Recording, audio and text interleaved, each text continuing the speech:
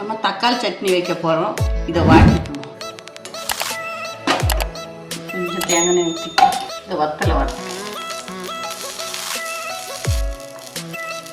சின்ன உள்ளியும் போட்டுப்போம். இதில் போட்டு வறுத்து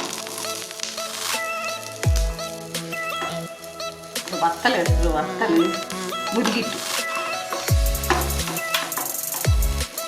எடுத்து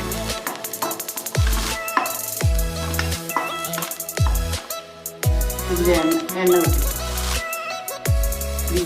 சுட்டெடுக்கும்.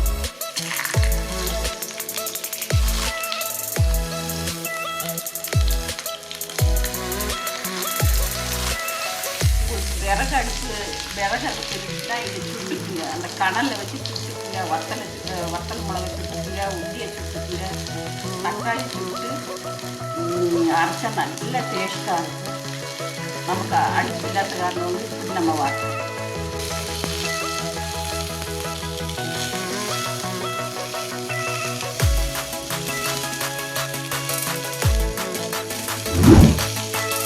பொடி அப்படியே வந்து இப்படி வரைஞ்சி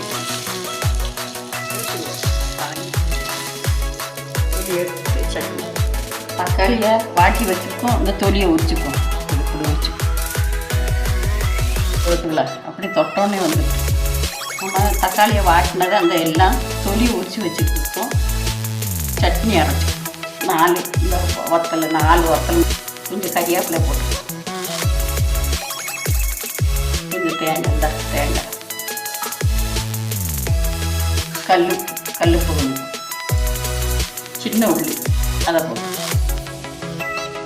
இதை அரைச்சிக்குவோம். இந்த அரைச்சிட்டும் தக்காளி போட்டு இந்த அரைச்சிட்டோம். தாளிச்சு ஒரு 2 தேங்காய் ஊற்றி அதுக்கு ஒரு இது போட்டு உளுந்து கொஞ்சம் போட்டு புளியை போட்டு புளி நல்லா வதக்கிட்டு சட்னியை போட்டுக்கணும். நல்லா சம்மந்தி நல்லா சுடுச்சோறில் கணிச்சு சாப்பிட்டா நல்லாயிருக்கும். தோசைக்கு நல்லாயிருக்கும். சப்பாத்திக்கு நல்லாயிருக்கும். இட்லிக்கு கூட நல்லாயிருக்கும். சம்மந்தி ரெடி ஆகிட்டு தக்காளி சம்மந்தி இறக்கிடுவோம்.